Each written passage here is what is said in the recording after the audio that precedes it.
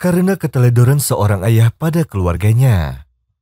Ditambah dengan kesibukannya bermain Facebook dalam waktu yang cukup lama, sang ibu menjadi khawatir karena kedua anaknya menjadi tidak terawat. Lalu sang ibu meminta kepada sang ayah agar ketika sedang menghadap laptop, agar sesekali meluangkan waktunya untuk kedua anaknya. Tetapi, sang ayah tidak memperdulikannya dan justru malah marah akan nasihat istrinya tersebut. Bahkan, ia sampai melebih-lebihkan masalah ini. Lalu sang ayah terus menghadap laptop saat lampu di tempatnya masih menyala. Dan ketika lampunya padam, maka sang ayah langsung keluar rumah menuju temannya di tempat yang lain. Dan laptopnya pun dibawa hingga dia tidak pulang hingga larut malam.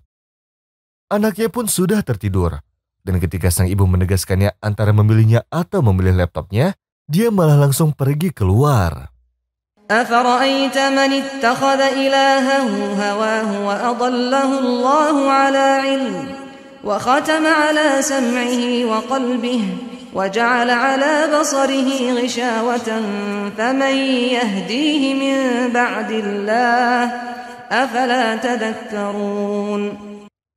Ketika sang ayah tidak ada, anaknya yang paling besar yang sudah berusia 14 tahun duduk di depan laptop ayahnya. Lalu, dia mulai masuk ke dunia internet dan akun jejaring YouTube hingga dia mengerti cara mengoperasikannya. Suatu malam, sang ibu masuk lalu menemukan anaknya di depan komputer yang sedang mendengarkan seseorang di dalamnya sambil memegang pisau hendak melukai tangannya sendiri. Seakan itu adalah pemandangan yang buruk. Wajah anaknya tidak terlihat jelas, tetapi cahaya pisaunya sangat terlihat jelas. Dan suara orang asing dalam video tersebut mengajaknya bicara dengan bahasa Inggris. Lalu sang ibu pun bergegas menghentikannya sambil berteriak dengan bertanya-tanya apa yang terjadi. Dan setelah mengambil pisau tersebut, lalu lampu ruangan tersebut menjadi terang. Lalu air mata sang ibu pun bergelinangan, di mana ia selalu mengingat raut wajah orang tersebut sebelum jaringan internet tersebut hilang.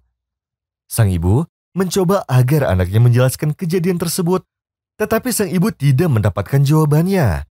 Lalu, sang ibu pun pergi membawa anaknya ke psikolog. Lalu, dia mengetahui bahwa anaknya mengenal orang-orang yang dikenal sebagai perusak atau pencuci otak melalui internet. Bahkan kasus di negara lain, banyak orang yang sampai bunuh diri. Dan hampir saja oknum pengguna internet tersebut menarik dan menjerumuskan anaknya. Setelah sang ayah tahu dengan keadaan anaknya, lalu dia kembali dan meminta maaf kepada istrinya. Lalu ia memeluk anaknya yang telah selamat dari kejadian tersebut. فإذا جاءت الطامة الكبرى يوم يتذكر الإنسان ما سعى وبرزت الجحيم لمن يرى فأما من طغى وآثر الحياة الدنيا فإن الجحيم هي المأوى وأما من خاف مقام ربه ونهى النفس عن الهوى فإن الجنة هي المأوى. Sebagian besar masalah hidup yang paling utama adalah sebuah keuangan. Maka dari itu, Usama menenangkan temannya yaitu Marwah agar segera menikah sebelum hilang masa muda mereka berdua dan keindahan setiap harinya. Lalu Usama memperindah ucapannya bahwa dia mempunyai rumah warisan keluarganya. Tetapi ada sebagian yang harus diurusnya ke hakim terkait dengan warisannya. Hukum tersebut masih dalam proses. Hanya saja, semua itu tinggal masalah waktu saja. Karena berurusan dengan hakim sendiri membutuhkan waktu yang cukup lama. Dan jika permasalahan itu diselesaikan, maka Usama akan mendapatkan 100.000 pound. Dan dia akan membelikan calonnya apartemen yang baru atas namanya. Lalu Marwah pun melihat matanya yang menyeratkan seakan dia sangat jujur. Dan Marwah pun mulai mencintainya. Hingga akhirnya mereka pun menikah. Mereka pun sudah 1 tahun tinggal bersama. Hingga akhirnya permasalahan warisannya sudah selesai. Ternyata ucapan Usama pun tidak benar dan dia tidak mendapatkan apa-apa. Maka dari itu, Usama memberitahu istrinya dengan apa yang terjadi. Lalu dia akan membubarkan hubungan pernikahan mereka. Karena dia tidak mempunyai apapun kecuali sedikit makanan. Dan bagaimanapun juga, keluarga istrinya tidak terima dengan semua itu. Dan karena keperawanannya sudah direnggut oleh Usama, kemudian Marwah pun menuntut Usama agar mengganti rugi. Lalu mereka berdua pun berpisah. Lalu setelah itu ada salah satu sahabat kerabatnya yang ingin menikahi Marwah. Lalu Marwah pun menghubungi suami pertamanya agar memenuhi janjinya untuk mengganti rugi. Tetapi Usama malah menghindar darinya. Lalu Marwah pun meminta temannya agar menemaninya. Lalu mereka berdua pergi ke dokter tetapi di lain waktu kerjanya yang bukan resmi. Dan di sanalah Marwah dikejutkan dengan apa yang belum pernah terfikirkan olehnya. Yang mana sang dokter tidak mempunyai pengalaman yang baik. Namun sang dokter tetap setuju untuk mengoperasinya. Tetapi dengan syarat agar Marwah mau melakukan hubungan intim dengannya sebelum keperawanannya dioperasi. Dan ketika Marwah berteriak kencang, sang dokter pun berkata, "Ada apa denganmu? Sebelum melakukan operasi, kau sudah pernah melakukan hal tersebut sebelumnya. Lantas kenapa kamu harus bingung untuk melakukan hal yang sama untuk kedua kalinya?" Lalu Marwah pun keluar sambil menangis. Lalu temannya berkata bahwa itu sudah sering terjadi dan dia juga pernah mendengar bahwa sebagian dokter tidak mempunyai hati dan meminta untuk berhubungan sebelum melakukan operasi keperawanan para pasiennya. Karena itu adalah pekerjaan pemalsuan sesuatu. Dan siapa saja yang menginginkan pemalsuan, maka dia harus menerima resikonya. Lalu Marwah pun merasa resah dengan kejadian tersebut dan dia sangat menyesal. Karena dulu dia terburu-buru untuk memutuskan menikah. Lalu karena dia juga akan menikah dengan seseorang, maka dari itu agar sang calon tidak merasa dirugikan, Marwah berbicara padanya dan memberitahunya bahwa dia sudah pernah menikah sebelumnya yang hanya berjalan 2 tahun saja. Lalu calon suaminya yang baru berkata sambil menenangkannya, "Karena kita masih ada hubungan kekerabatan, maka jangan sampai kabar ini tersebar. Dan aku tidak akan menduakan kamu dengan wanita lain.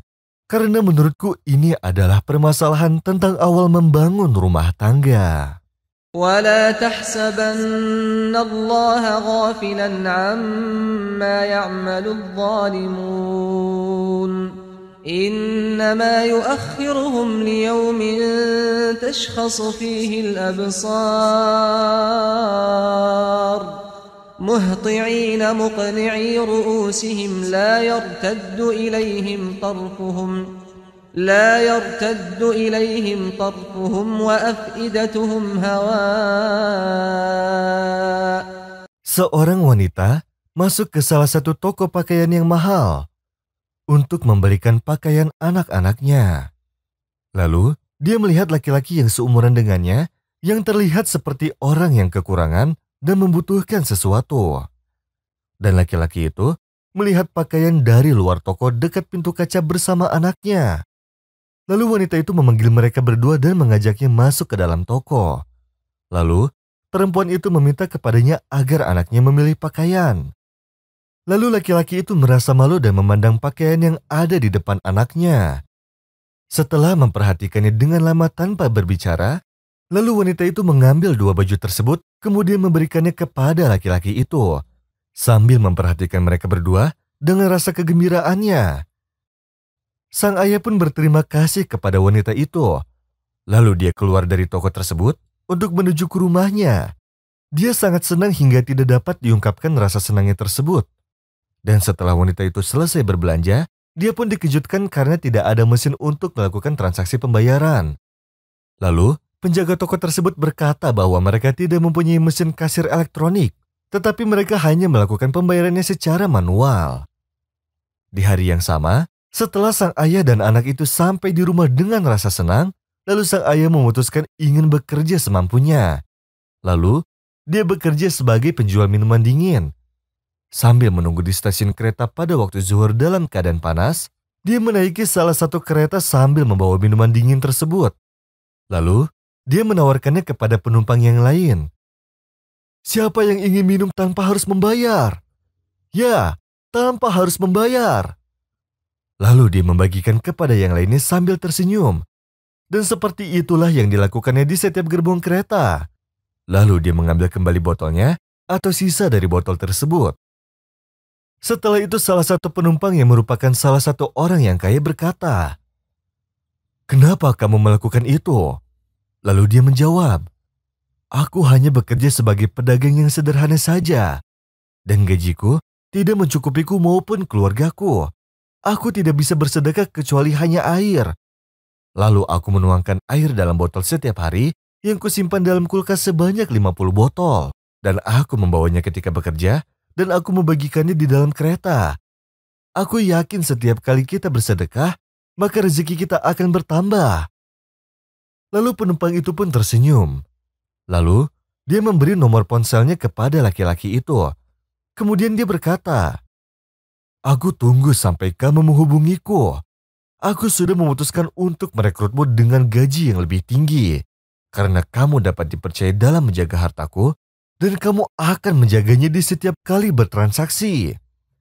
Lalu sang ayah itu pun merasa sangat senang. Lalu dia mendoakan penumpang itu agar mendapatkan keberkahan. Lalu dia kembali ke rumah dengan rasa bahagia yang tidak dapat diungkapkan.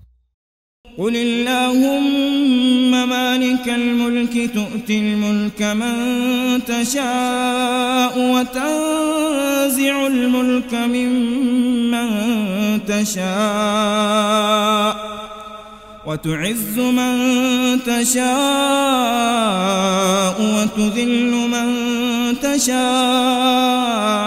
بيدك الخير إنك على كل شيء قدير تولج الليل في النهار وتولج النهار في الليل وتخرج الحي من الميت وتخرج الميت من الحي وترزق من تشاء بغير حساب